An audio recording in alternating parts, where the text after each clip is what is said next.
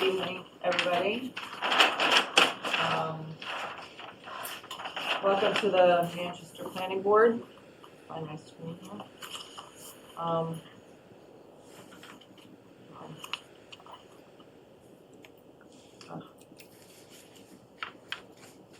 Sorry, here. If somebody online can just give me the thumbs up that you can hear us. Okay, thank you. I'm going to call the meeting to order. Present, we have Brian Fry. Here. Sue Philbrick. Here. Mark.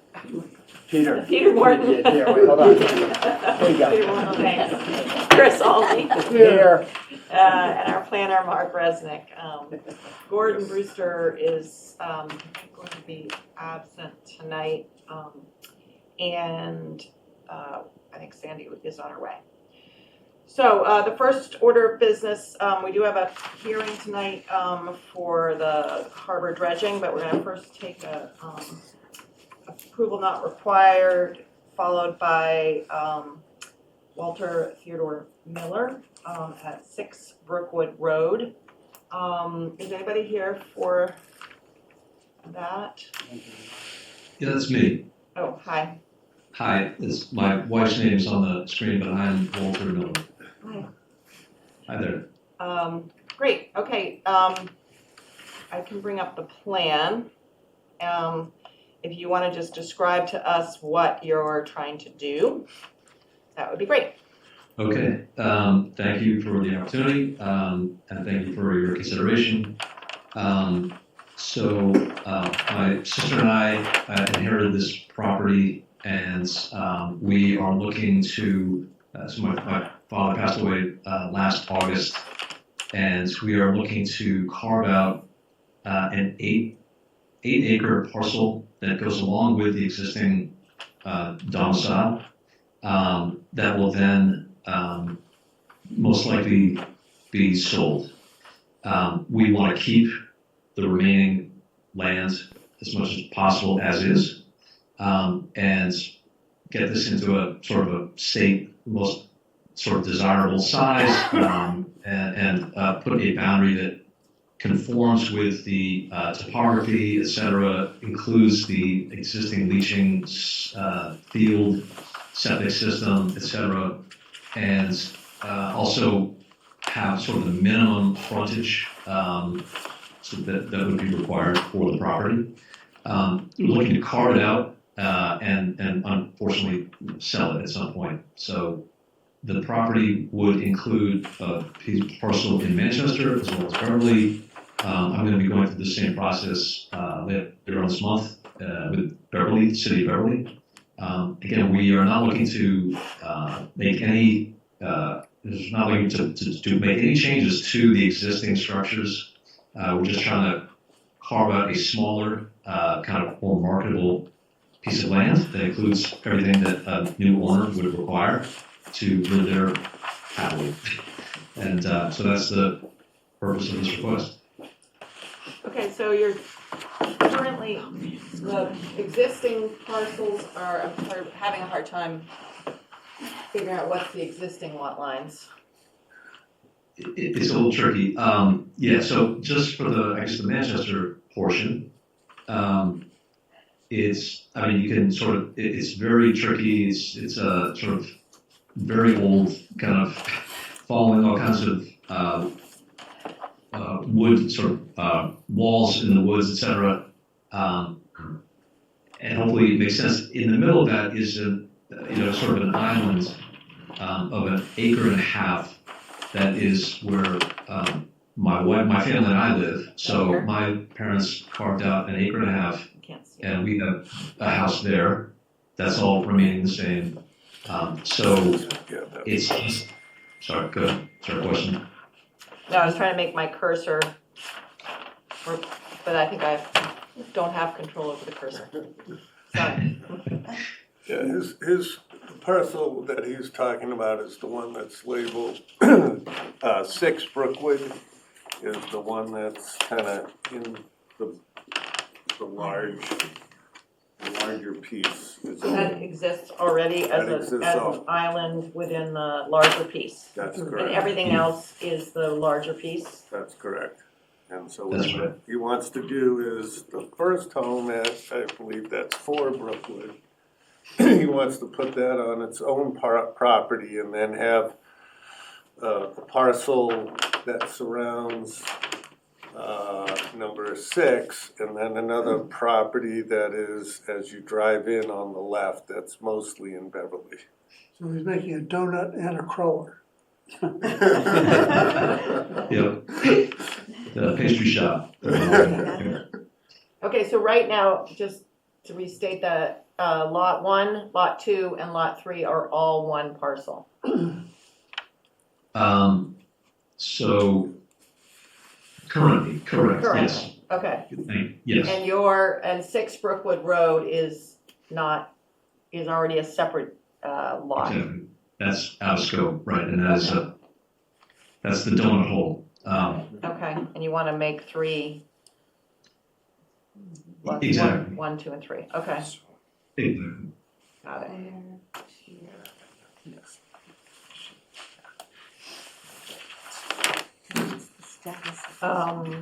Okay, recommendation from you, Mark?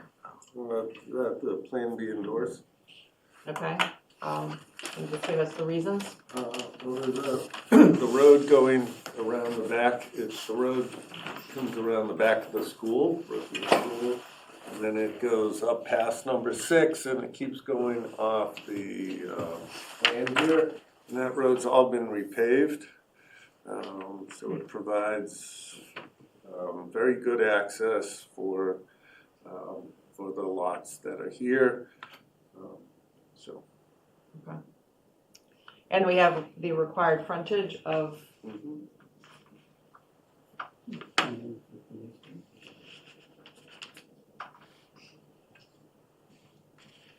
this plan doesn't tell us what zone this is in. C? Oh, yeah, zoning district C. Okay. Other questions for folks?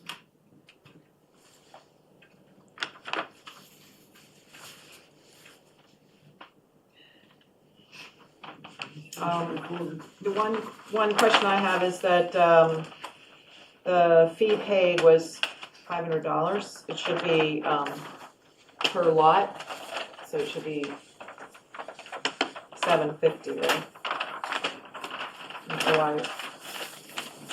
So it should be $750. Yeah, thank you. I'll whatever the guidance is, I'll comply. I was thinking that the Manchester lots, there are 2 Manchester lots now, where there was 1. There will be a Beverly lot, and I'm paying Beverly for that as well. So it seemed like that third lot is being covered by the Beverly, the town of the city of Beverly process. Does that make sense? Is that like So Yeah, but it is in it has a portion in Manchester, right? 2 portions? 2 portions. well, so the Manchester parcel is 1 parcel currently, and it's becoming 2. This lot will include the 2 acres in Beverly, but I'm going through that process with Beverly. I'm taking the Beverly lot and splitting that as well and paying for that. So I was my interpretation was that for Manchester, there's 1 lot and I'm making it 2, and I'm happy to. Yeah, But okay, we can, I will go whatever you decide. okay, and then lot 1 has frontage along Brookwood Road. I'm not sure exactly how much, 163 feet. Maybe a little more. well, no, it's not 160 feet, it's something less than that. I think it's 158. No, lot 2 has 158 in Manchester, lot 1.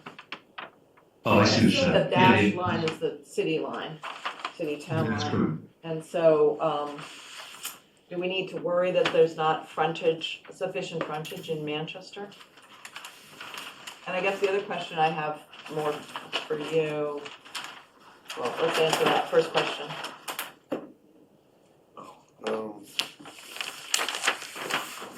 I don't think so. But that little portion is, I mean, the lot extends all the way.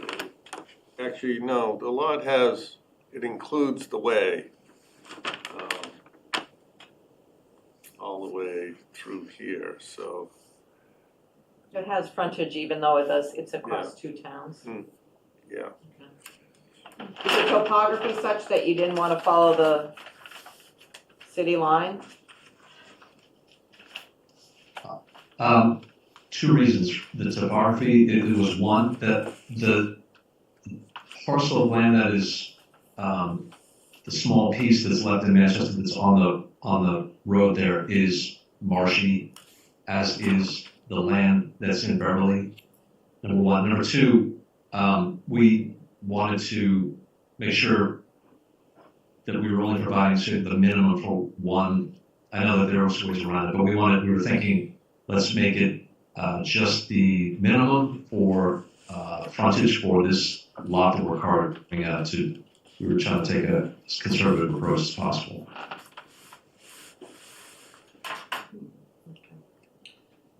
Any other comments or questions? Has anyone asked the question? I'm just curious. The parcels, the lots are the wildest shape. I mean, is that to? The question is, why are the parcels shaped in this way? Is that topography? Is what's? That is 100% topography. Yeah, topography, and then we wanted to include the existing leaching field, which is the northern sort of horn up top there. That is, so we included that area there, and that it's historically very weird, very unusual how it all evolved. Centuries of things being sliced up and walls being moved and so forth. So we were sort of following that historical practice as well. Okay, thanks. And I have one other question, and that says the plan of land is prepared for Linda Miller for Brookwood Road. Is that the deed is in Linda Miller's name? She's not living, is she? Correct. Yep. It's in my mother's name. She passed away in 2015, and it passed to my father. He passed away last August, and my sister and I inherited the land. We're going to need to resolve that for sure. Okay, so the deed is still in her name. I'm under the impression that it's under my father's name. I think it passed to him. So that might be stale information that the surveyor somehow referenced. I don't think we can endorse it if it's not in the name of the person who owns the land. I'm gonna stop sharing. I happen to have. I may have an answer on that in a second. Was the deed filed, or was it just like a transferred in a trust? So, Exactly. Yes, So- it's all. if it just transferred in a trust, they might not have filed the deed, so.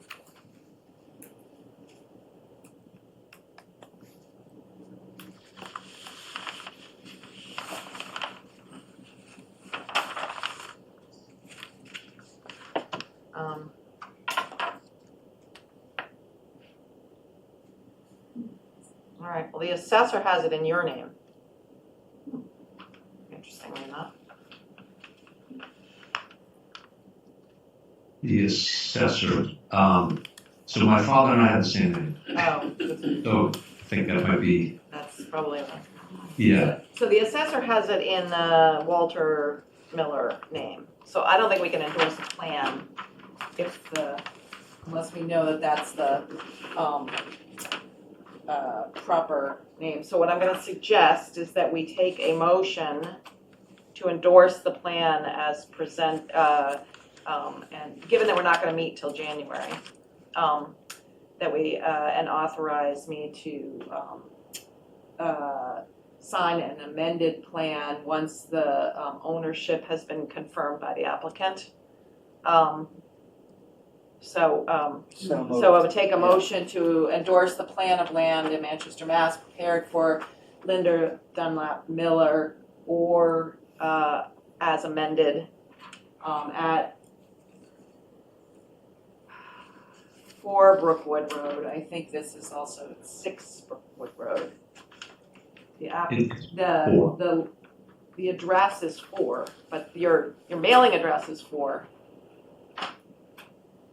But Yeah, the property is 4, my address is 6, in that island, that's 6 Brookwood Road, Oh, so that's right, okay, sorry. no problem. All right, let me just. Sorry, let me just, I put that in. Okay. Okay, so prepared for Linda Dunlap Miller or as amended at 4 Brookwood Road, prepared by LeBlanc Survey Associates, October 15th, 2025, scale 1 inch equals 80 feet.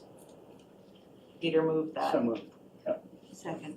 Sandy seconded. Any other discussion? And if you can't get us that information within by December 19th, then I'm also gonna ask you for a extension. Okay. Because we have 21 days to do this and we wanna make it right.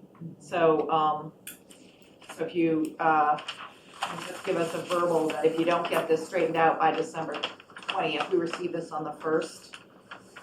So, that you will give us an extension, to get it correct. I mean, we're gonna Okay. endorse it, so I think you're fine.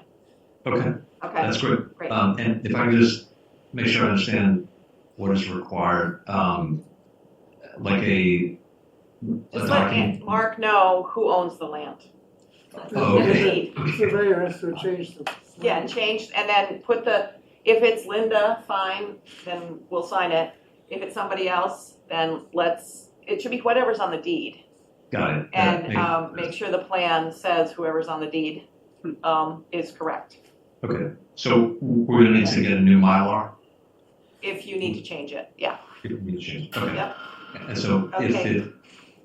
if it's in Linda Miller's name, Then you're good to go, then it's gonna be good. Okay, Yep. got it. okay? Okay, And then great. before we close this out, what do we think about given that the majority of the land is in Manchester, stick with the $500? Yes. Okay. Consensus on you're good on the $500. Okay, I'll take a vote, all in favor? Chair votes yes. Okay, thank you. Thank you. You'll be in touch with Mark, we're not planning on meeting this December. Great, thank you. Thanks. And, yeah, if you guys can give us these back so we can, get him signed copies. Do you need them all? Yeah, unless you want to wrap your Christmas present. It's big enough. Okay, so the, next, item is the public hearing for the Manchester Harbor Entrance Channel and Mooring Basin at Proctor Cove Maintenance Dredging Project Special Permit. So at this time, I'm gonna turn this, over to Sue, to preside over this, and I can share the screen for the plan, so. Great, I will take a motion to open the public hearing on the request for a special permit under section 4.2 F1 of the zoning bylaw submitted by the town of Manchester for a special permit to authorize maintenance dredging at the Manchester Harbor entrance in Proctor Cove, which will take place below the mean high water line and which requires a state license under section 18 of chapter 91 of the Mass General Laws. So moved. Second, Is there a second? yeah, second. All in favor of opening the public hearing? Abstain. So 1, 2, 3, 4, 5 in favor, 1 abstention. Okay, who is here to present on the application. Good evening, everyone. This is Nate DeRozier with DPW. We also have Brian Pike, the harbor master on the call, and our consulting engineers, both infrastructure, and with them we have Jessica Heath, Fiona Barty, and Jimmy Hill. I believe Jessica is going to walk us through a quick presentation of the project. Great. And with that, I'll turn it over to her. Hi everyone. Do you want me to share my screen, or are you gonna share yours for the If you've got a plan? presentation, why don't you go ahead and share? Okay. Yeah, just ask for permission, All right.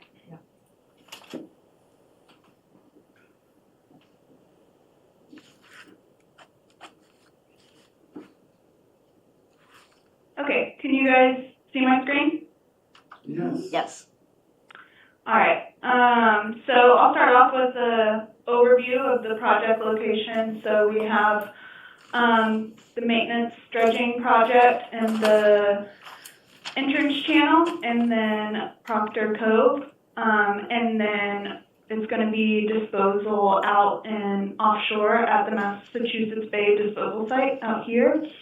And I'll pull up the plans and kind of talk through them. So we've split the dredge areas into 3 different areas that we're calling A, B, and C. So A is the outer entrance channel, B is the inner entrance channel, and then C is Proctor Cove.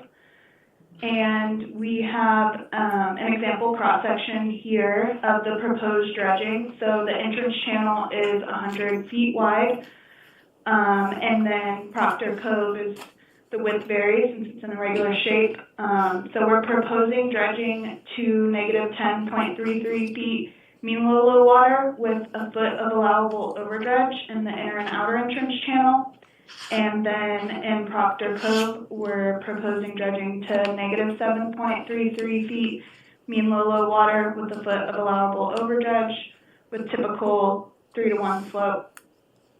And for volumes, in the outer entrance channel, we have approximately 18,570 cubic yards, just over 6,100 cubic yards in the inner entrance channel, and just over 28,000 cubic yards in Proctor Cove, which totals to just shy of 53,000 cubic yards of dredge material.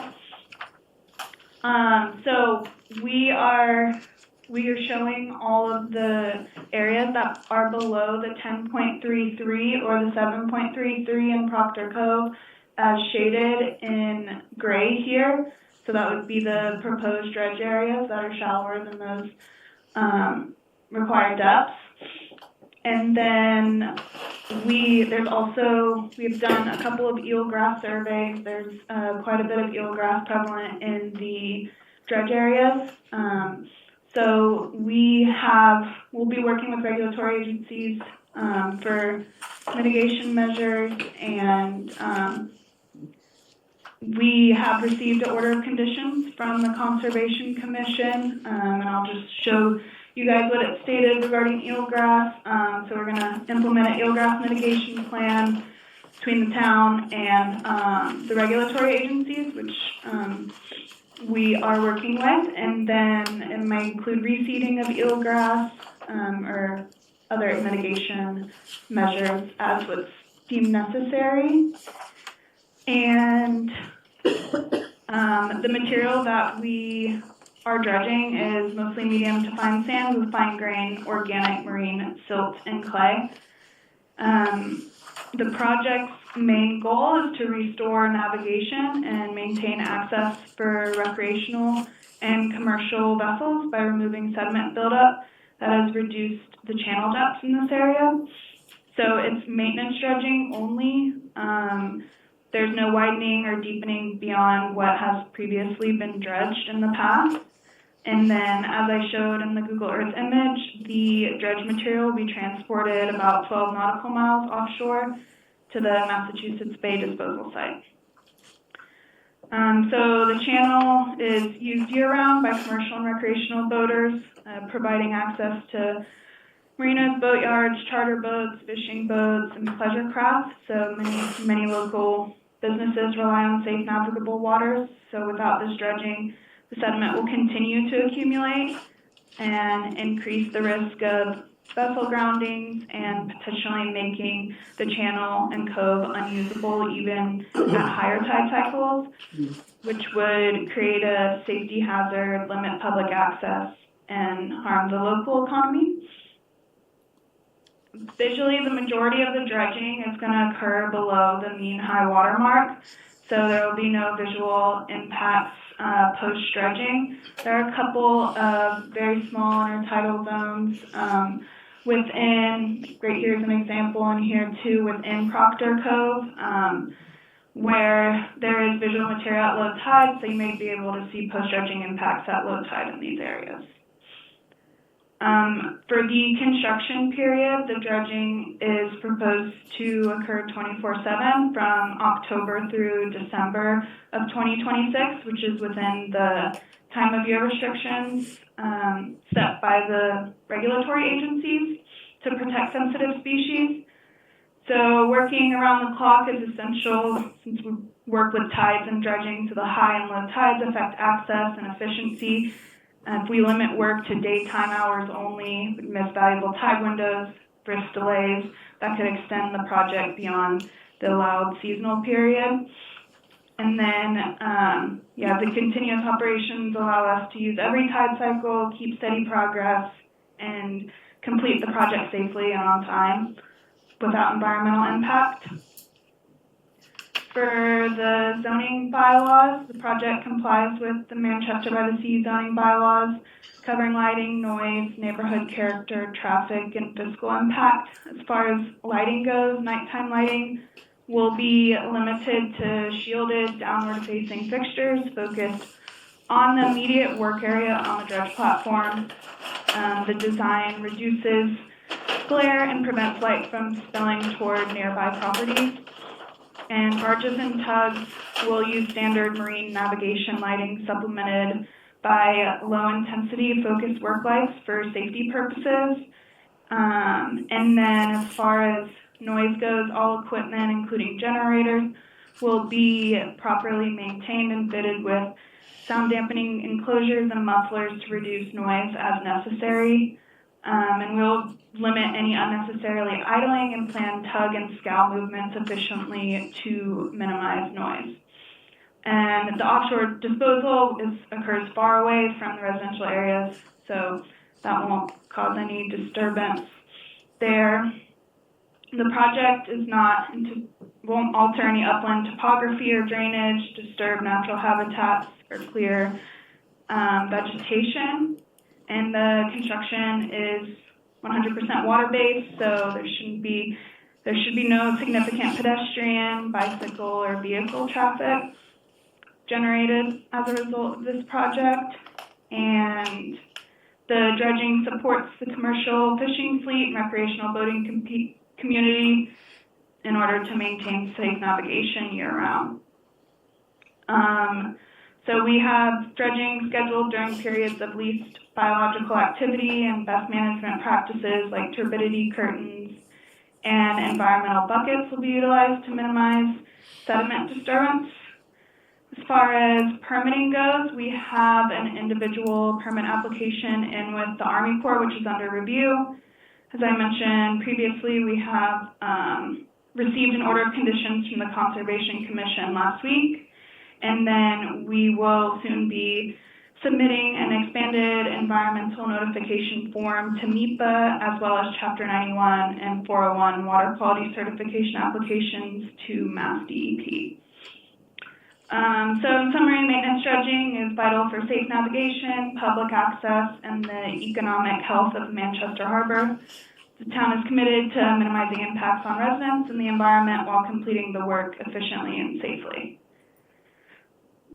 Thank you, guys. Do you have any questions? I have a couple, if that's okay if I start. I guess the dredging was done previously. Do you know when it was done last? I believe it was in 2001. Jimmy, correct me if I'm wrong. It's in here. That's right. That is correct. And did you have to get a special permit back then? I don't believe they did. That was before my time.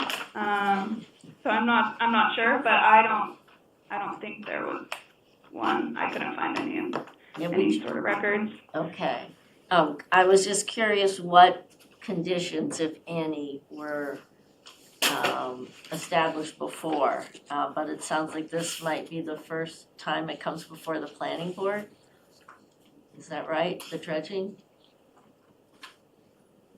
Yeah, as far as we know, so I reached out to the town clerk today to see if the previous dredging effort would, in a different area of the harbor, that was done in 2017-18, had a special permit, and she was not able to locate anything related to that dredging effort. So it's kind of our assumption at this point that this would be the first one with a special permit.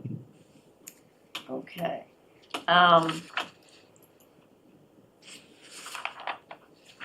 I think that's it. Well, I guess if you could go through the specifics on the lighting and the noise again, because my one concern, I mean, clearly we need the dredging done. There's no question that the town, this is crucial for the town, but this is in a thickly settled area, and with the 24/7 operation, the lighting and noise, I mean, obviously the neighborhood will be impacted, so could you just go through again what you'll be doing regarding the lighting and the noise? Yeah. So for the lighting, it's all downward facing fixtures, and it'll just be focused on the dredge platform and the work area. So we'll try to mitigate as much as we can any lighting going, affecting the abutters. And then as far as noise,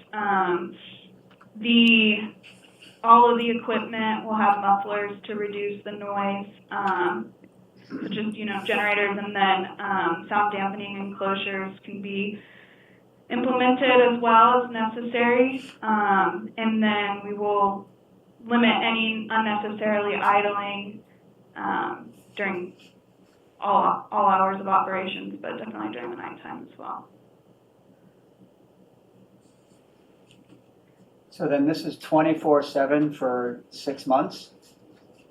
No, for October through December, so Okay. 3 months. And I would assume that this is a requirement, but all of those abutters will be notified, have been notified, will continue to be notified. I mean, I can't help but remember the whole cell signal and what went on with the folks living around that neighborhood. And I think we should learn from that and just make sure that there's a really good communication plan in place so that they're prepared and aren't surprised.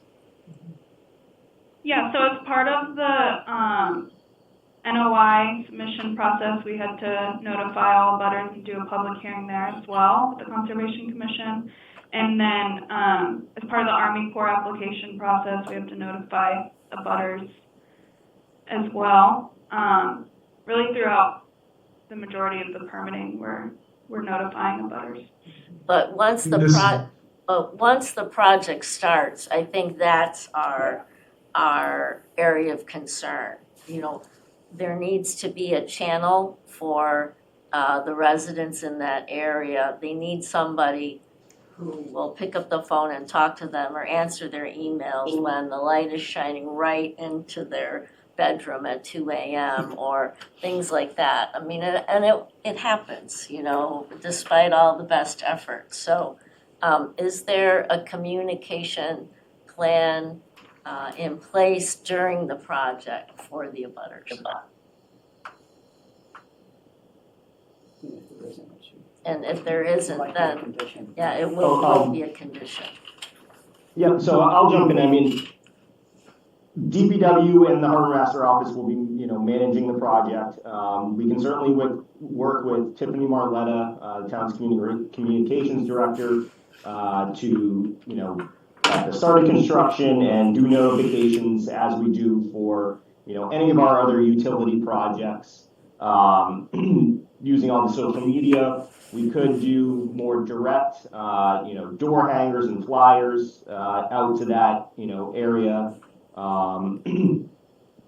And, for points of contact day to day, it would be myself and Bion. Correct. Fine here. I agree with everything Nate said. We would make good use of Tiffany's communication and certainly my office as well. And whatever other steps that folks deemed appropriate.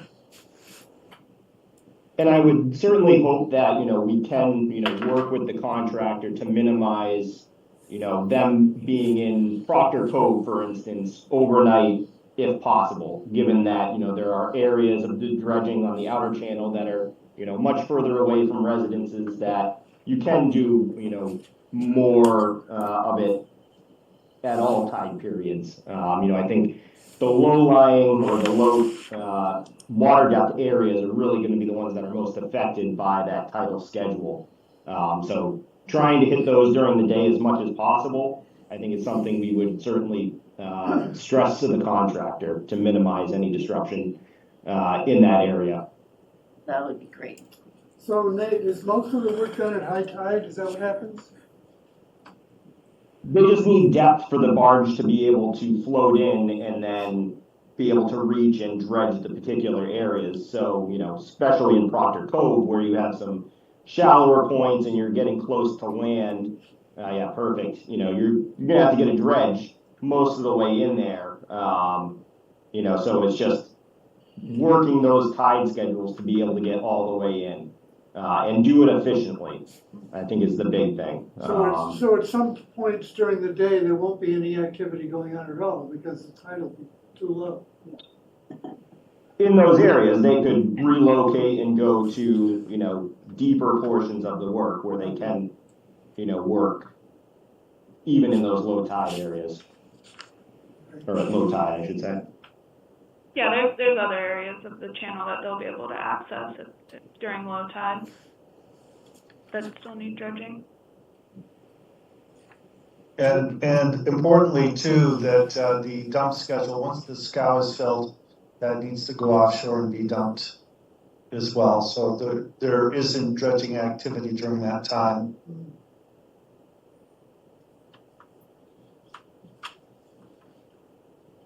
And can you just, I'm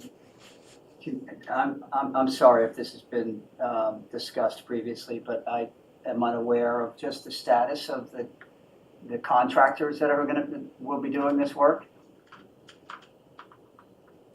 So we'll have to go out through mass procurement laws, chapter 30, 39M, just as we do for any of our utility projects. So we'll put out a full set of specifications and plans that will be bid on by, local contractors. And then with everything that happened over in Essex with their dredging effort, I'm sure, I hope that we won't experience that, but I would imagine that there'll be particular care in selecting who the contractor ultimately is. So I'm not familiar with that. We will certainly have minimum qualifications within the spec that the contractor has to meet. Outside of that, based on mass general laws, we have to enter a contract with the lowest eligible and responsive bidder. So, after we get bids, we do reference checks, evaluate their bid, but it is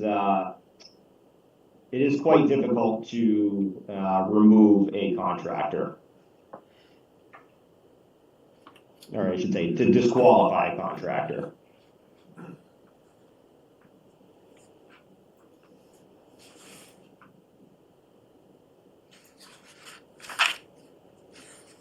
And I'm sorry, I hope that this wasn't already covered as well, but the funding for the grant that's referenced in the materials that we received.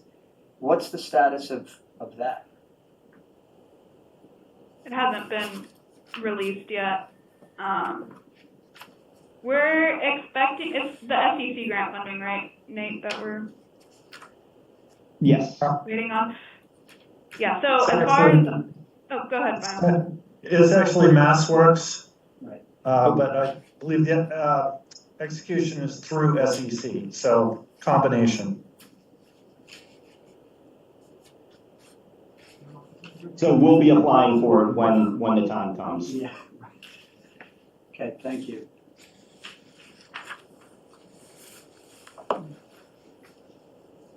Any other comments or questions from the board?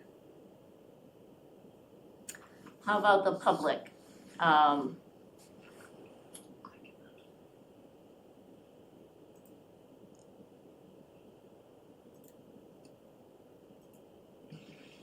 Nobody's on. Wow. Billy. I have a comment. Yes. Okay, this is Sarah Creighton, Proctor Street, speaking as Sarah Creighton, not as a member of the planning board.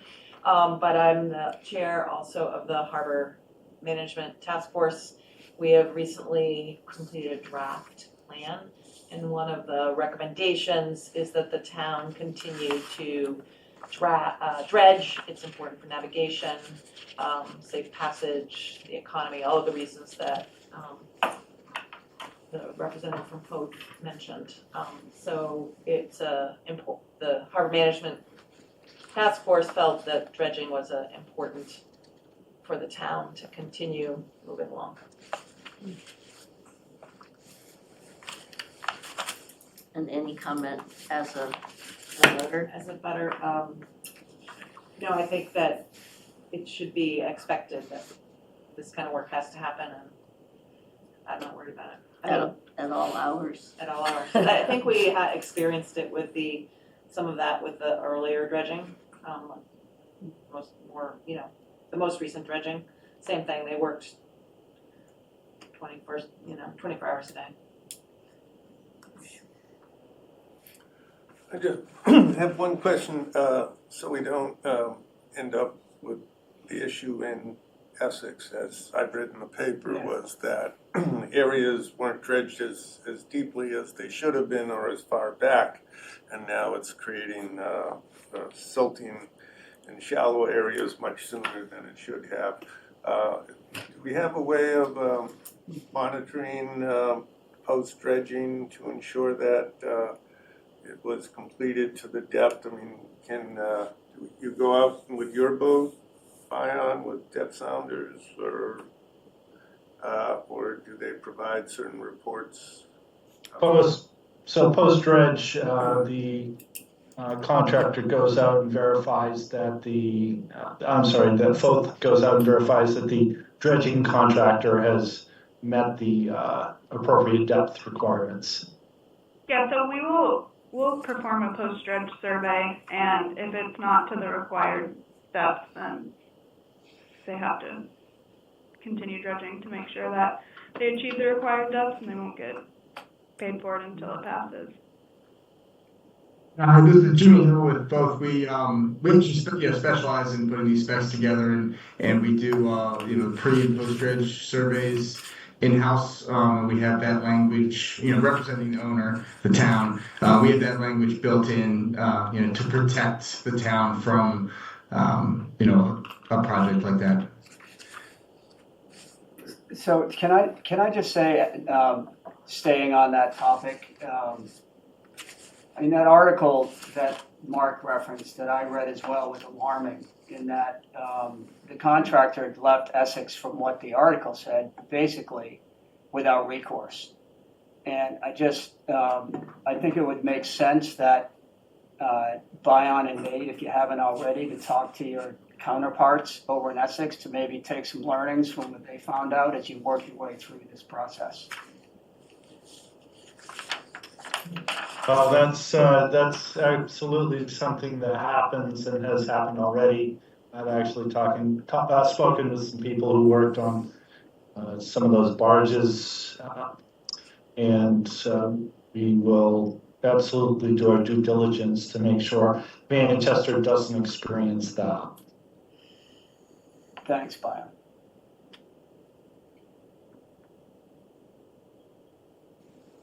So no one from the public? Any more questions from the board or comments? Just around the special permitting process here, just because that hadn't been done in the past, what is our involvement in that for these projects with dredging? And specifically, like what action do we need to take here? So our task is we can grant the application only upon our determination that the adverse effects of the proposed use, the dredging, will not outweigh its beneficial impacts to the town or the neighborhood. And that's in 12.5 of our zoning bylaw. And then the standards are in 6.3.3. And really, because there are so many environmental reviews, it's really just the lighting and the noise, in my opinion, that sort of apply to our review. I don't know if you've been different. Yeah, they actually did go through each of the criteria and address them, which is very helpful. Yes. Yeah, that is helpful here. Both here and here. Yeah. Yeah. Do we have the ability to impose a condition? Sure. Yes. Per Peter's comment about the communications plan. I think Yes. that'll save a lot of grief. Any proposed language of a condition? Oh, Oh, Carl, sorry, public, Carl. That's all right, I'm stuck in the corner here. Yeah, I just Can you say say a your few name? words. your name, 19, Carl Doan, thanks. 52 Summer Street, by the sea. I've been on the committee a long time before when John Harrison was in charge. And then they got me back on again, but back in '87, they came in to dredge. It was more, they didn't finish in the winter months. They came back in the spring, like May, June. The rig broke down. They had to leave. And so the question was to the harbor committee, do you want to keep it going? Do you want to leave it where it is? And we said, let's get it done properly. It was a mishmash out there. It was a horrendous show. Since then, in '87, they didn't dredge for 25 or 30 years. We've been playing catch up. And since Bayern has done some planning out there, we have had the last 2 or 3 dredge sessions, we've had the same people come down from Maine. They bid on it like everybody else does. But we know them, they know us, they know what the town likes to dampen the lights, and it's a smooth project. We don't know yet until the bids go out, but I believe the same people would be bidding again, because they have done a lot of work on Cape Ann and Manchester to Salem Bay. There has not been a situation like there was in Essex. Manchester never had a situation like that. I think that was something that happened. It's maybe hopefully one of a kind.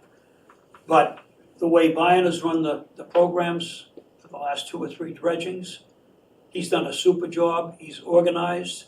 He knows the people. He knows who to, if you've got a question, you go to Bayern or somebody else. There's Barletta, and you can go down and talk to the head chief of operations down there. So the town has been very lucky. We've had good operations, clean and neat, with not a lot of faux pas. So I don't think there's many worries, and I'm hoping it's clean and neat. They come in and do their work and get it done. Thank you. So any suggestion in terms of language for a specific condition regarding communication? I mean, it could even involve someone on the Harbor Commission. There could be. Be a recommendation to include information on the town website for the update on this project and the time frame, and also I know we mentioned October through December as kind of that time frame with, less traffic on the waterways, of course. But I had a question there also on what that could mean for some pedestrian, watercraft, paddle boards, kayakers who might be out in that time of year, what they might need to know as well, operating around the crafts and barges. Stay away. So, Don't. from the harbor master perspective, that's a large part of the communication that I like to do with all of the boaters, kayakers, power boaters. The dredge contractor is not allowed to interfere with regular navigation. And my advice would be the same as last time. Just please stay away from the dredge barge. Don't end up in the dredge barge. And communication from the harbor department.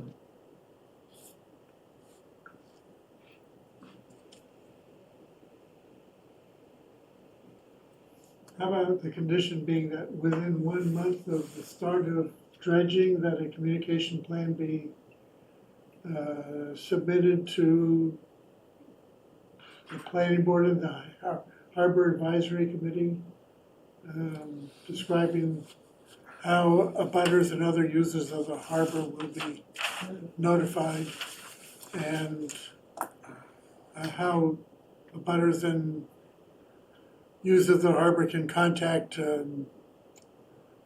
responsible parties to issue their questions and concerns. Maybe not to the planning board. Mark, would you have a Yeah, so way to let me reframe it? draft an approval, assuming, see if everyone likes the draft, but I'll add the conditions related to what we've been discussing, some of the things that they presented as well, like the time period and that type of thing. And so you'll be able to review that, and I'll include things such as, requirements to have a contact person, to have a website up, to have the schedule posted, outreach to boaters at the piers and stuff, some signage, that kind of stuff. So, I'll include all that. So that would mean we wouldn't vote on it today though, correct? That's correct. And we won't meet again until January. Right. Does that mess up your timeline for permitting, or Ian or Nate?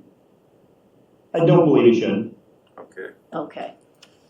What does the board think about that suggestion? I think that makes sense to me. Good, Great sounds suggestion. good. I agree. I have, can I ask another question? I'm Of sorry, and course, no. I did ask this briefly, but in the materials, the report that you provided, Sarah, which was, I'm sorry, exactly what that was, the Harbor Management Task Force. Yeah, and in there, It's a draft. right, okay, there was some discussion about the funding around this. And again, if this has already been discussed and confirmed prior, just tell me to stop. But just in light of what's going on in the funding world right now, and how we've had stops and starts on some of the other projects that we have, hopefully we'll be doing it in town.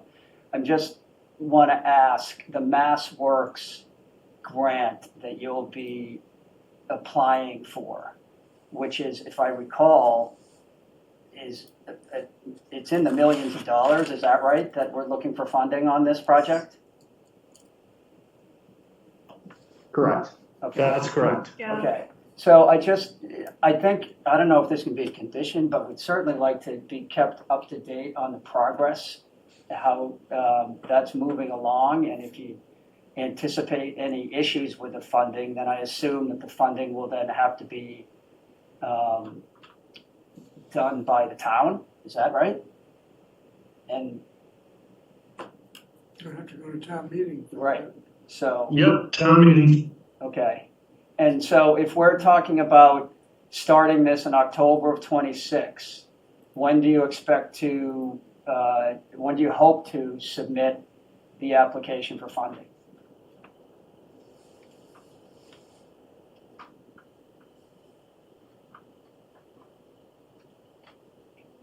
Fine, do you have those specifics? As Oh. I don't. comes out, I would assume. Sorry.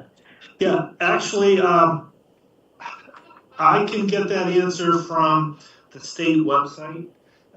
Dredging every year is done at the same time of year statewide. So knowing that most communities are wrapping up their permitting not terribly long before, usually spring before the dredging, that grant round opens up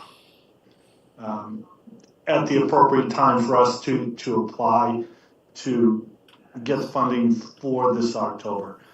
Don't have the hard date, glad to get it and forward it on to you folks so that you have that.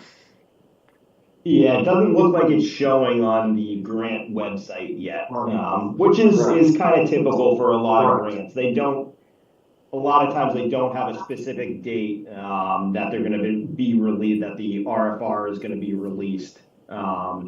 Just a kind of general time period. So, I think typically it's within the next few months. Okay.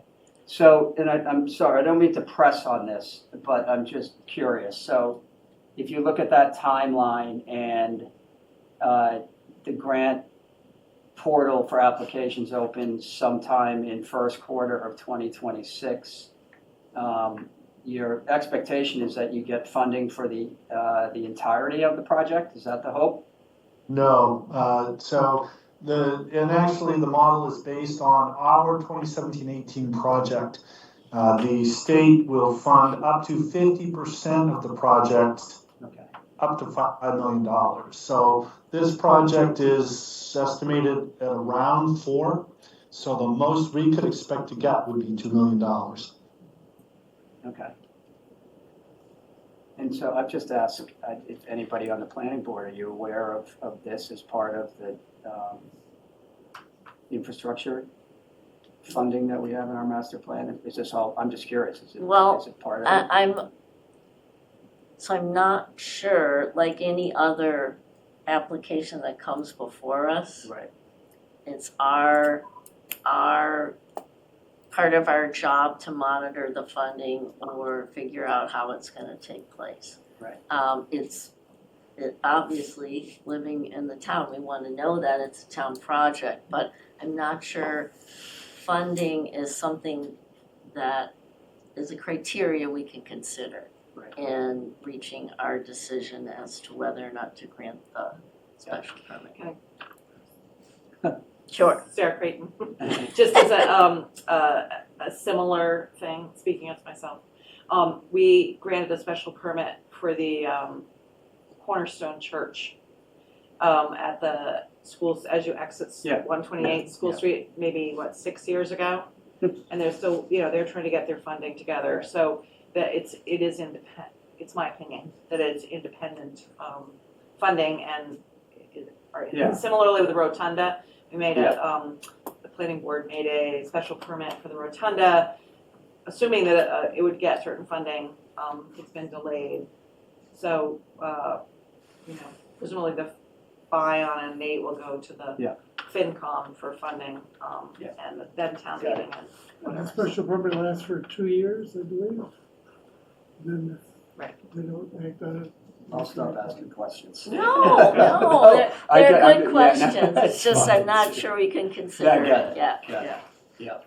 Don't And I will say that if funding if it did not materialize for next October, I don't believe any of our permits would preclude us from being able to do it the following October. Is that correct, Jessica? That's correct. Thank you. So how about a motion to continue this public hearing on the special permit for dredging to January 12th At 6:30. at 6:30. Second. All in favor? Same. 5 in favor, 1 abstention. Great. Thank you very much. And Mark, you will, I'll get it drafted great, up. terrific. Thank you. Thank you all. Have a good night. Thank you. Thanks a bunch. Thank Jessica, or I can, Thanks, Carl. Jessica, can you stop sharing your screen? Thanks. Okay, great, thank you, Sue. Just a procedural thing, if you are not gonna be here on the 12th, we'll have Gordon watch the tape, so I think we'd be okay, but we do need 5 members. I'm not gonna be here. I'm not gonna be here on the 12th. Okay, so we'll make sure Gordon, watches the tape. And if somebody else is not gonna be here on the 12th, just let us know and we'll make continue, to another date, that we did learn that. Anyway, okay.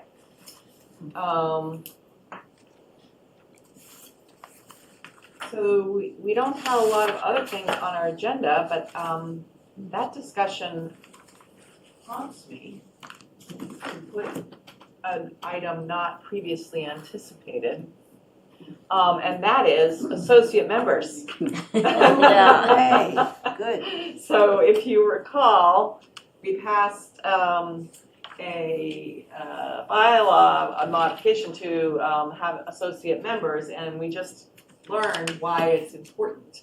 Because you had one person had to recuse, we have one person out tonight. If Gordon had to miss another meeting, if Peter, you have to have, a special permit requires 5 people to vote in the affirmative. So it's not if you don't vote, you don't get, it's just constructively approved, which with an A&R is the case. But a special permit, and there are rules that you can only miss one in person, I believe, and watch it on tape.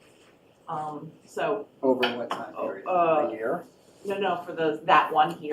That one hearing. So you could, Oh, that one, yeah, I see, okay. that hearing. Okay, yeah. So for example, if you weren't here on the 12th, And they it could got And it was continued. continued. it would Yeah, have to be yeah, continued, yeah. and, Right. to Gordon, if Gordon couldn't be here. Okay. So, can you, please have Debbie and, post, or maybe Tony put it in his newsletter to have people apply to be associate members. And is this something Express with their the interest. select board we have to do?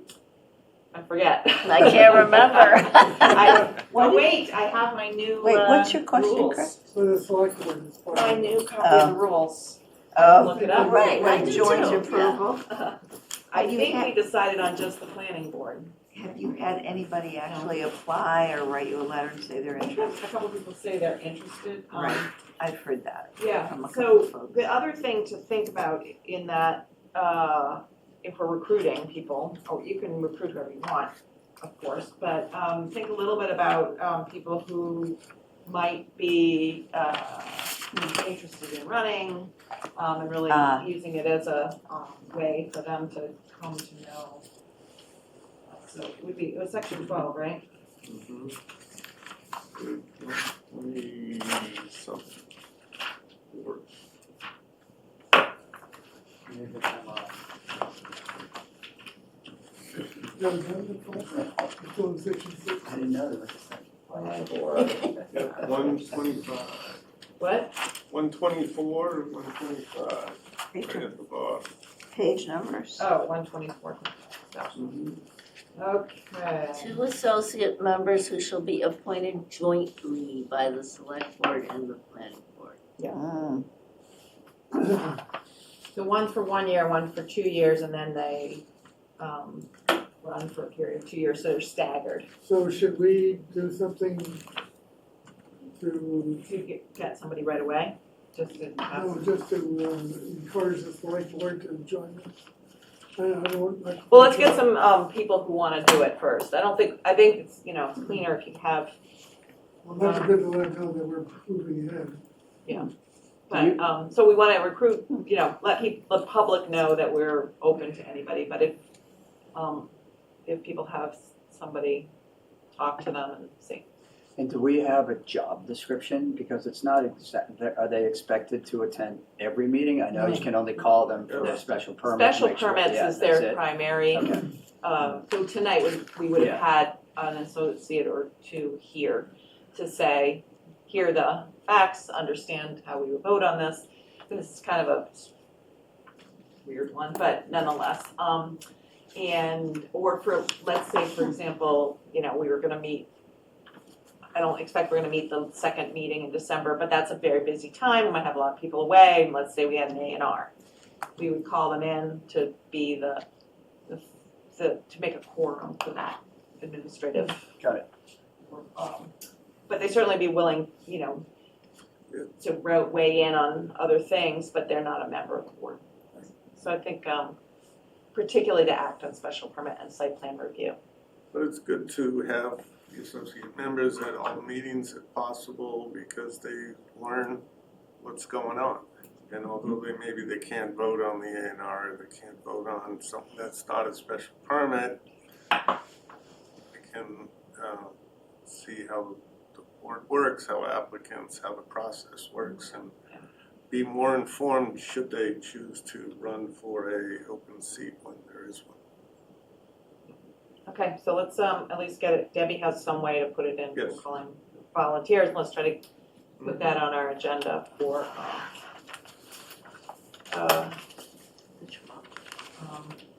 okay, I don't think we're gonna, Did I raise another matter not on the agenda? sure, I have another matter too, go ahead. So my matter has to do with a circumstance that was unanticipated when we did the zoning change for ADUs, which is not allowing a large ADU in the D district, which turns out to be a problem. Because the justification was because we allow two-family homes in the D district. But there are cases, suddenly we understand, where a large ADU unattached to a house might be appropriate with a special permit, and that's not allowed currently. So I wonder if we could do a very quick and easy amendment to bring to the town meeting to simply change the N to an SP for the large ADUs in the D district.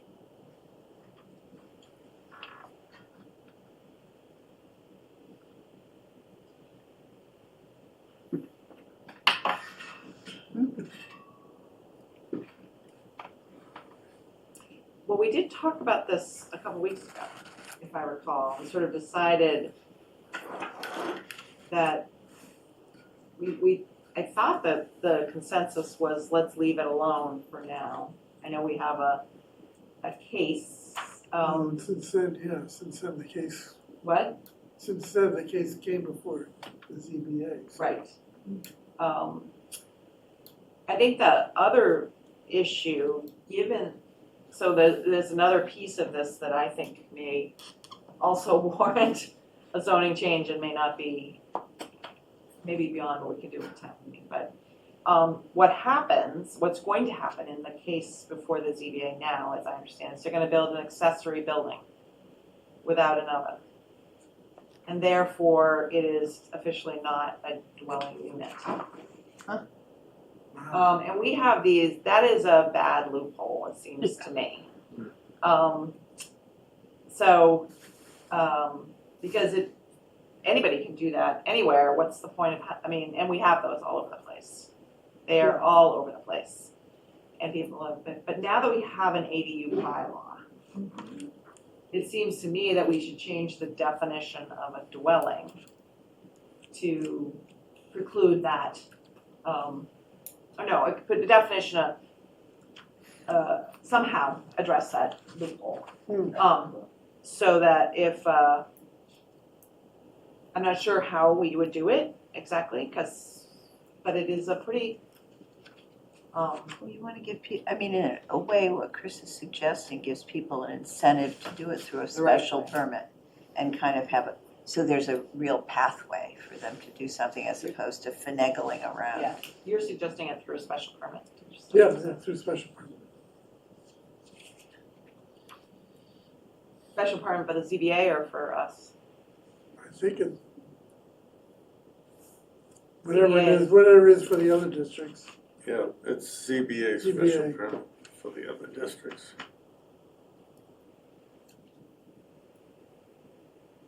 I don't have a strong feeling about it.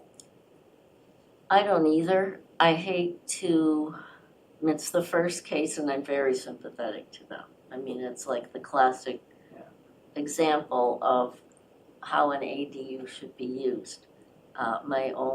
This is just general observation, we don't want to make a practice of, as soon as we see a problem, as one of our zoning bylaws is applied to a particular situation, we're reacting. We need to be reactively legislate. But in this case, I think it might be appropriate. And I completely agree with what you just said. However, I think because the ADU regs are so brand new, that finding a loophole that we didn't consider, it's reactive, but I think it's within reason, that we want to get it right. And maybe this gives us the incentive to review all of them again, just to make sure that nothing else like this could come up. But I think that case is a perfect example of why perhaps the regulation is not. Needs a little tweaking. I mean, that's gonna happen, right? Yeah. And they came in with an 1,100 square foot ADU. They certainly they had options, which were connect it. Yeah. And call it a duplex. But from what Or I do a understand. 900 square foot Yeah. ADU by right. And I think they're opting to build an accessory building. Aren't they renovating an existing building or no? No, No, they're building. They're tearing down a turn down the garage. garage. Right, that's right, yeah. They still haven't signed the So garage. why don't we do this, Mark, why don't you draft an article that we bring up at the next meeting to discuss that. I'd also like to see us, if we can, talk to Paul about how do we close the oven loophole. Well, is that a question for town council? You know, what language do we need to change, how to fix that problem? And hopefully we'll get an answer, not another question. Closing the doors and nothing. I think the question for council was, can you use an accessory unit as a living space? Or an accessory dwelling as living space, with or without an oven. An oven only makes it Okay. a truly accessory dwelling unit. But if you're living in you buy a microwave and a refrigerator, you can get by, So, but There are a lot of those. there's a lot of those, right? So, it still is someone living in an accessory building. So, and maybe that doesn't have the same life safety inspections because it's not necessarily designed as a dwelling unit. So maybe there's some other considerations about that should be addressed too. So I'll look into that. My question would be is if we have 2D districts, we have a 1 and a 2. Right. Yeah. The 2 is kind of the large area. I think, is it the 1 that goes up of like Pleasant? Pine Street, it goes along. Let's look on our map. And like just in 100 feet or something. I mean, it's a very odd district. If you applied to 1, should you apply to both? Yes. I think we talked That's my about. question.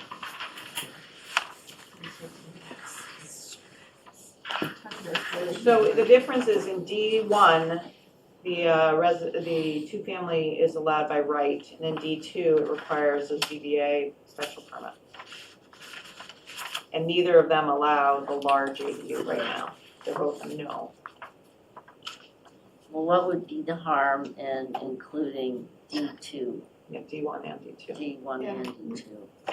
Do the special permit for the larger one. Right. there might be harm, I can't think of what it would be, so.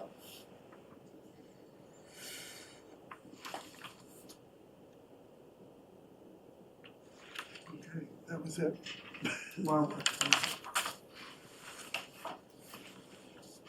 Okay, great.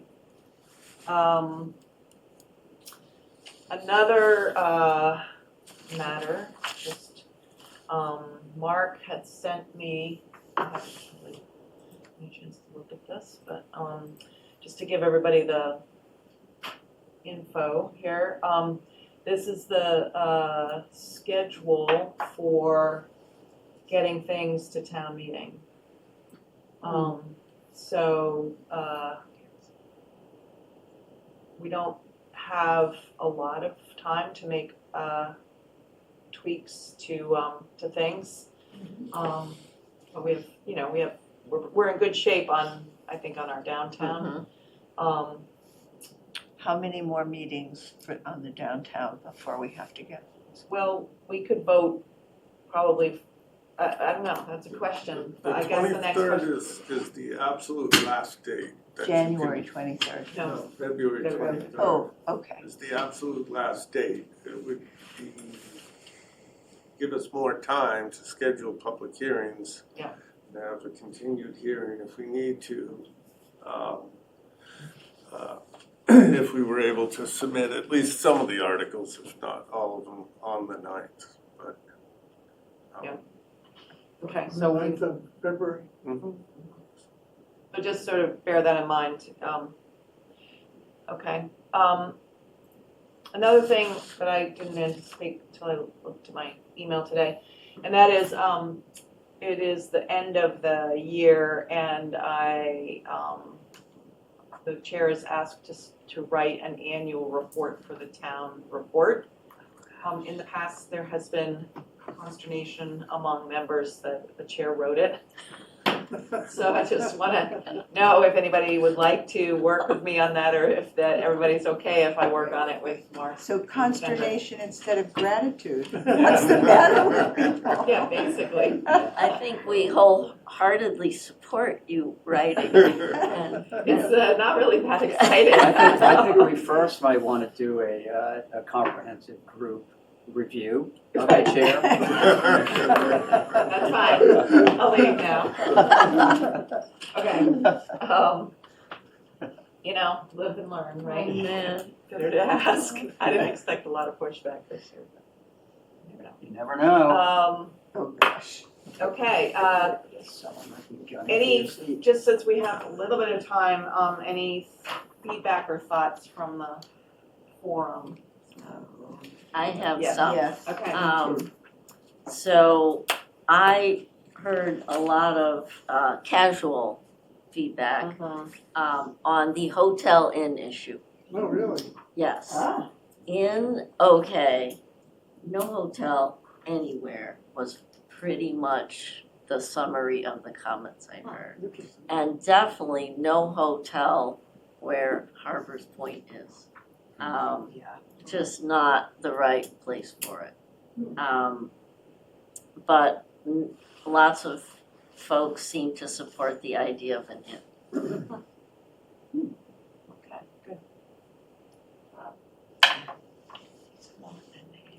Okay. I do think we should be prepared to Richard's comment about what the maximum build out. I mean, we should know the answer to that question, I think. Well, he said he's already working on Yeah, that. he told me he had the numbers, Yeah. but I want to check them, but I That was haven't had the actually time to do it. That's a big project. Yeah, It's not even a doable project. I agree. It isn't. I think in some theoretical way it is. It's a dart throw kind of thing. Yeah. That's, I mean, communities do build out analysis and it's. Yeah, I and asked- the example I used is 7 Central and you never get to that number. And Union Street where Right. they could do 4 much smaller units and kind of fit some parking in and make it work, but they don't want to. Right. And so it's the same, that's the issue with build-out analysis. It scares everyone oftentimes it was done years ago in the 70s, 80s. It was kind of a popular thing in the 90s. And then they changed the zoning and really cut down on density, somewhat unnecessarily, particularly in village areas and stuff. Yeah, I should have asked you rather than Kathy, because that was the answer that I wanted her to give, was that they were done in the 60s, in the 70s and the 80s, and, you know, if you did a build out for all the entire town, and you said, oh, this could be subdivided, and that could be subdivided, and, you know, then you get, a very large, you can end up with a very large number. So for the Johns, we did something like that, but Yeah. it was had the feasibility Right, added to it, right, which dropped the numbers tremendously. right. Right. Yeah, so I think it's interesting. The other thought I had as that question came up about the empty storefronts on the first floor.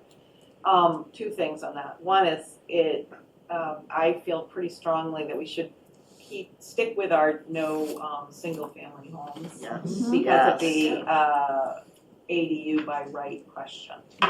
The second thing is, there's a really nice, I think elegant way of, on that, and that is when there's design review and site plan review, we could remind people, or they could be reminded that if you put in 3 units with your commercial on the first floor, and your commercial is deemed to be no Doesn't good, work, right. then you can go for a special permit for your 4th unit on the first floor. If you have maxed out your those above. So that's Yeah, that. that's a good point. And Say it again, Sarah, I'm not sure I understand. so if I'm developing cargo, Right, you know, I'm gonna put in my 3 units and a commercial on the first floor. right.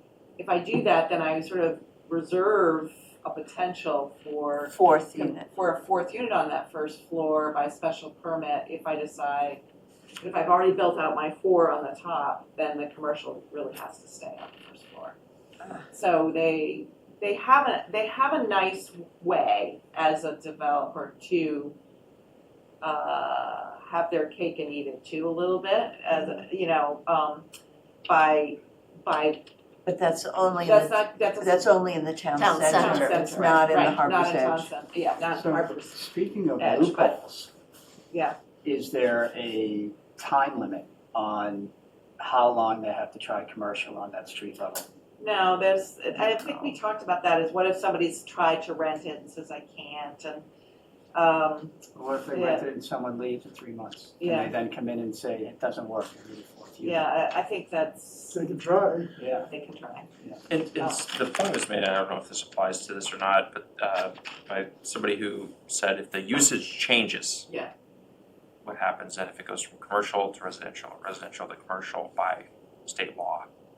What is that? What is Yeah, it? that's what Adam was Adam saying for a while. Yeah, that is So they such a. can no longer go back. said, Yeah, it's not our zoning anywhere. Right. I don't know where he's getting that I from. think he said it was state law. I did, remember I emailed him. Well, I think he was thinking that single family is prohibited, so he can't take his single family and do something to it and then bring it back to a single family. That he can't do, but he has multiple other options for properties here to turn them into multifamilies, to keep a small storefront, I mean, Right. so. The other thing that I did, and I haven't had a chance, but maybe somebody wants to work with me on this, or I was driving down, I was told Peter, I was driving, I don't know, I think down Bridge Street, and seeing or Pine, and to see the homes, not all single family, but close to the street, in a sort of historic pattern of homes. And then I want to look at pictures from downtown Manchester.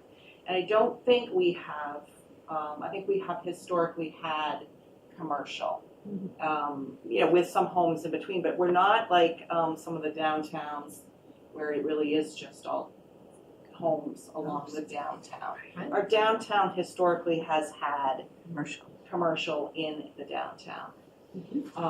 So, I think that's, I was gonna look at some pictures, anyway, so, And more commercial actually out in the residential neighborhoods. and what? More commercial out in Residential, Renton, yeah, right. yeah. I mean, we used to have a little store across the street from us on, you know, Yeah. DT. No, the other thing we haven't talked about is demolition delay, which is Say again?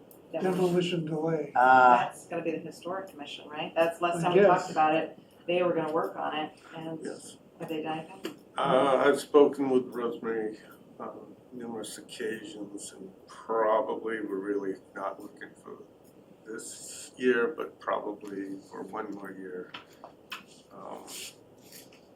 Yeah, till we get through some of these, the downtown and some of the other things we need to do. So what do we have left to do as far as public here? Are we done with public hearings for the downtown zoning No, or we have to have one formal. one With more? the formal one. Oh, okay. All right. And was that part of that schedule? Yeah, so, so what the process is, we finalize our draft. We vote to send it to the select board to be placed on the warrant. They quote, send it back. As they vote to place it on the warrant, we then hold our public hearings and vote a recommendation for town meeting. And then at town meeting, the community votes on it. So I see then March 20, what does that say? For the public 23rd? hearing? 23 for the public hearing? Okay. That's if. We can have it sooner. And what We can have it format sooner. will that be? Will that be? That will be more like a actual hearing, will be posted in the newspaper, a presentation and. In this room, questions. similar to what we Yeah, did last that's what we week? just Okay. did. All right. Yeah, basically, but it will have a more formal Yeah. format. In the meantime, are you going to put a video up on the Yeah. website I'll, from that meeting Tiffany last will week? Put it up, yeah. Video is up. It is? Yeah. Yeah, I All talked right. to Tiffany. And I Was it apologize. There's edited? one I didn't typo see it, that but- after but it is Peter's up there. eagle eyes, What? got it, I had switched the setbacks from and it had side in there twice or something. So, One's okay. One shows that we're human. one typo, show we're Yeah. human. We don't want to show that And the we're thi- too perfect. Exactly. The thing that the two of you did, Sarah and Sue, of switching off, I think just made it feel so different. It just made it seem much more informal. Yeah. And I thought it worked really well. That's You good. did a great job. Although my husband told me I repeated something. Oh, Oh my gosh. our husband's great. Yeah, actually, he is a really good judge of Well, but public you know what? speaking, but. For people to really get stuff So- sometimes, he's not a marketing guy, your guy, right? No, right. So sometimes you have to say things a couple times.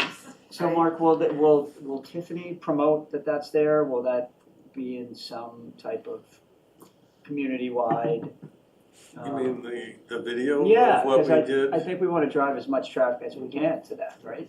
Yeah, I mean, there'll be more written about Yeah. downtown zoning and more people will, but How about the really, one pager or two pagers? that, It's up that's on the up website. on That's on the there. website Oh, no, too. good. Yeah. I Is just the haven't put- FAQs? Yeah, that's Yeah. good. That's Yep. up there. The only thing I haven't put up is the schedule yet, but we'll put that up. And then, and the slides, when you've had a couple little spelling I don't to think we check. wanna, put the slides up with that, I think we decided we weren't gonna Yeah, put the slides up just the without the video. video, Oh, the video's up. so there we go. We have the slides. Oh, yeah, they're on the video. Right, exactly. I haven't looked at the Done. video, but I'm sure it's fine. I'm sure it's fine. Okay. We're not I professionals. had, No. I had. Yeah, a couple two- other Yeah, I wanted to pass along, there were two ideas that, one from, actually from Gary and one from John Harden.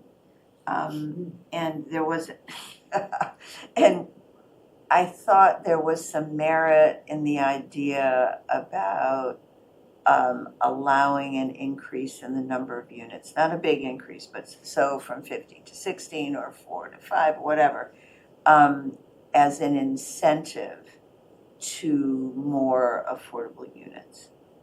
And I thought that was kind of an interesting idea, more a little bit of a carrot than a stick.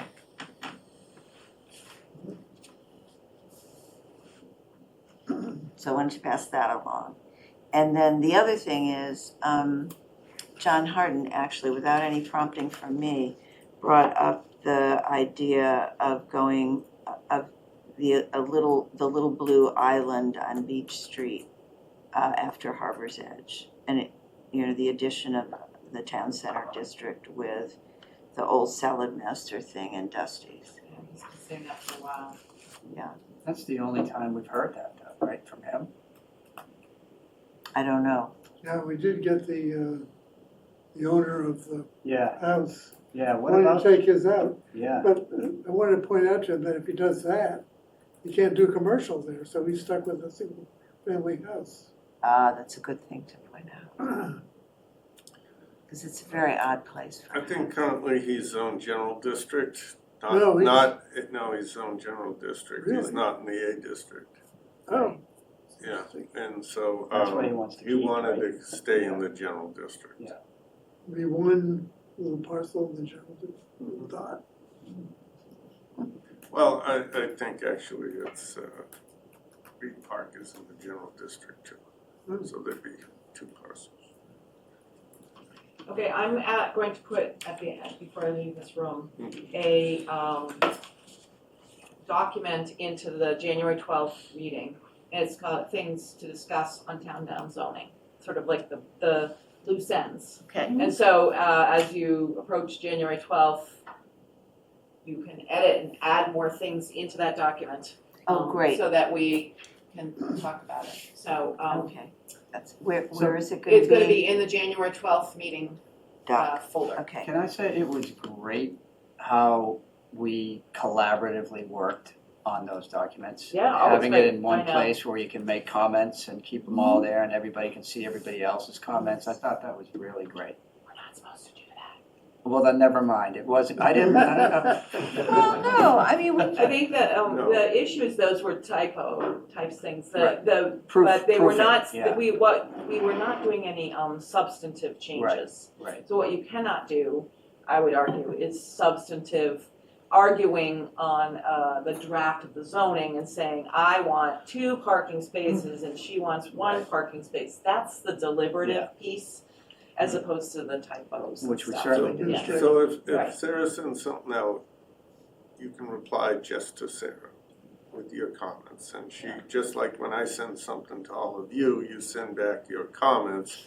I'll edit them as I, see fit, if it makes sense or whatever, and then it'll be presented to the board. So you can do that, but you can't put a document up and then, or send it around and everyone comments on it, because that becomes deliberative. well, let me Yeah. ask you a question. I want to understand the line of deliberative.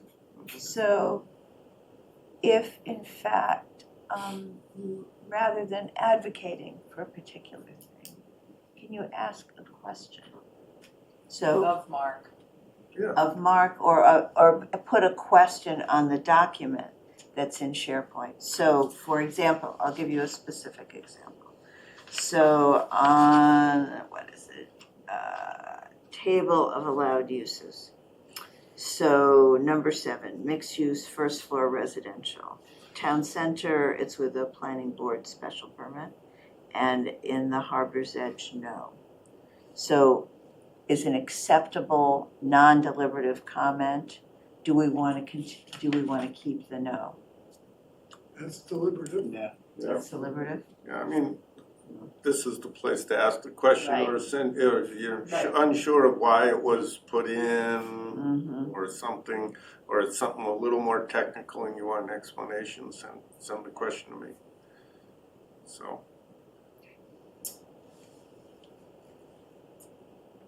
I have one other request on January 12th meeting. Can we finally decide if we're gonna do senior housing? Right. so I have the draft. I thought it was in the folder, but it wasn't. So we can pass those around, so at least everyone can take it home. Okay. January Great. 12th. Or I can just kind of run through it so you understand what this is. It is on the agenda to discuss. So I set this up so that it's expandable. So what we did is we removed the previous definitions, and Chris had looked up updated definitions. So we have these updated definitions, which this entire thing has been sent to council, but she didn't get comments back for tonight. On this, she did do the downtown bylaw. So hopefully we'll get, those will be all correct. Then what we did is, we just did senior independent housing, which would be a planning board special permit. We did specific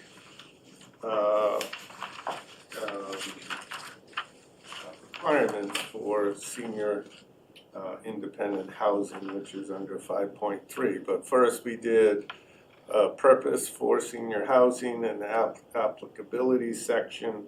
And then we did this definition we have of independent living and what the requirements would be for density and for other things that aren't specifically covered in, let's say, our site plan review or special permit requirements. So we tried to keep it very focused to what would be required if you wanted to build just straight 55 and older housing. Then we have a section on accessory uses, local preferences, and special permit procedure. So the way this is set up, that if we wanted to do another section here for, let's say, assisted living, we would add another line to this use chart. And I would add, insert after 5.3, a new 5.4, and the others would get renumbered, or, what did I just say, assisted living. And then I'd have like a density requirement if we want a density requirement, parking requirement, other things more specific to assisted living. So assisted living wouldn't have one parking space for every unit because most of those people aren't going to be driving. So but there would be staff, so you'd have staff person, parking for one space per person on every shift or something like that, right? And then a few guests, one guest spot per 5 or 10, rooms, that kind of thing. So it would have a different set of requirements, but the rest of the bylaw wouldn't have to change. So if you wanted to add another type, you would write specific things. So that's how I set it up. With Chris's help. So let me be sure I understand. So your intention is to make what's requested at town meeting be the simplest and most easily understood of the senior housing options. That's correct. So it's going to focus solely on the independent living. Well, that's what we did first. There still is some time to add another section, Okay. like assisted living, something like that is the next thing, and plug that in. But I wanted to get this to the board to talk about tonight and have something to Good take idea. home. So can I ask a question for those of you who have been doing this for a while? Has anyone ever come before the town asking to build one of these facilities? Or housing, converting housing to it or something? No, because it's not allowed in this one. Right. It's a use that's not allowed, so. no one's ever asked.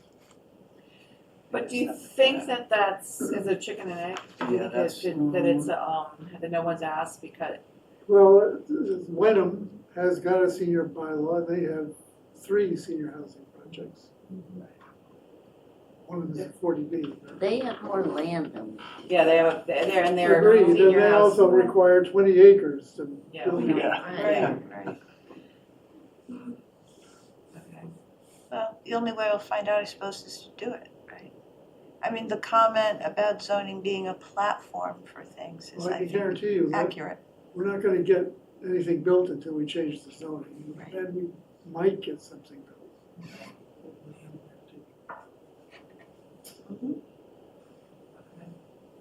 So we are gonna, let's I think there are two things. We need to work through this on January 12th. We have so big, long meeting on, the special permit for the dredging, I think will go pretty quick. And then, the 5A. And finalizing that. And then, we're gonna talk through issues around downtown to just figure out, let's do this, let's do that, let's do this. And then we're gonna spend some time on this. Then I think the next thing to do after that is to go to the second meeting in January of the select board and bring them up to speed on where we are on this whole set of things that we've been talking about. Because we're gonna have the ADU potential bylaw, inns, Senior. downtown zoning, and potential senior housing. Because they need to, there's no sense us killing ourselves to get senior housing to the starting line, essentially, if their warrant is massive. And I do think it's, while we understand that putting it on the warrant and then passing over it is fine, there's a perception we've learned that it's not ready, we're not, all of these things. So I think we're better off to decide in advance with the select board. So let's try on that. You and I we'll work on the schedule a little bit more refined, and I think we need to go to the select board, and we've been there in a while, just one or two of us, so. And if we're gonna do senior housing, we have to have a forum. We have to have a forum, so we need to put that on the list. And it probably wouldn't hurt to have a forum on it anyway. Yep. So let's put that on the list. Okay, the other last thing of unanticipated things that I'm hoping maybe Sue and Mark could look at, and that is there was an email from Robin about the downtown I did zoning look at and the inns. And she's. From who? Robin is town council. Oh, okay. I think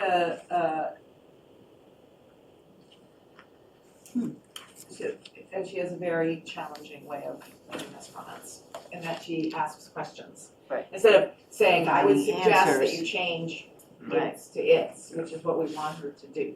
Yeah, and oftentimes their comments really aren't legal comments either. Right, they're just like these, That most of them are. most of them are like, Yes, did you that's right. intend to not have Right. single family homes, and did you intend this? But if you could maybe sit down together, I don't know if you have time, but if not, or somebody, Yeah. and just go through them, and let's put a bow on that so that we can. So legal, I'm gonna put juniors, legal, finalize. Yeah. We We will get together Sue and and Mark. discuss that. Yeah, That's give them right. on, We'll so straighten- let's do that, and, Straighten out council. Yes, we will. okay. And everybody is gonna read the senior housing and can ask questions back to Mark. Only. I'll put that, can you put this right in the January 12th folder with line numbers and draft? Okay. Watermark, please. I have a question for Yeah. Chris on this. Is this what you would like to see? What's written here? This is better than nothing. And it's fine. Okay, It's not perfect.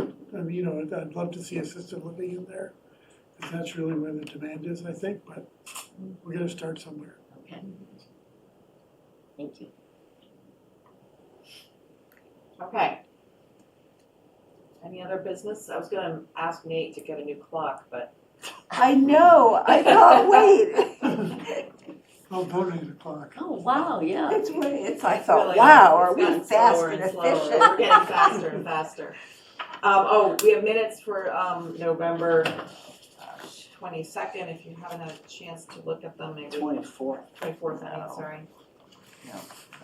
I wasn't Got there. it in there?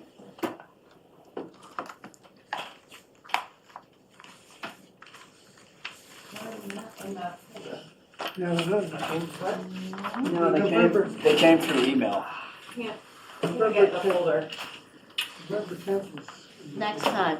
All right, can we make sure that the minutes get in the folder, because that's where we go to look at them. We also probably need to do minutes for the small working groups. Mark, can you just sort of put something together?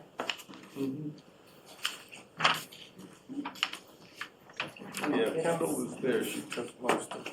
What? Yeah, Kendall was at that. But she wasn't at all of them. Okay. Okay, great, I'll take a motion to adjourn. So moved. Second. Any discussion? Aye. Right, so we will not meet, the second meeting